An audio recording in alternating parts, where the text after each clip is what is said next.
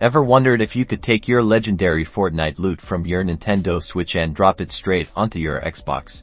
Let's break down the truth about transferring your Fortnite account from the Nintendo Switch to Xbox, because unfortunately, it's not as straightforward as you might hope. The biggest hurdle: direct account migration between these two platforms is not a supported feature by Epic Games. But don't lose hope just yet. The key lies in your Epic Games account. Make absolutely sure that the Fortnite account you play on your Nintendo Switch is linked to a valid Epic Games account. You can do this by logging into the Epic Games website and navigating to the Connections section.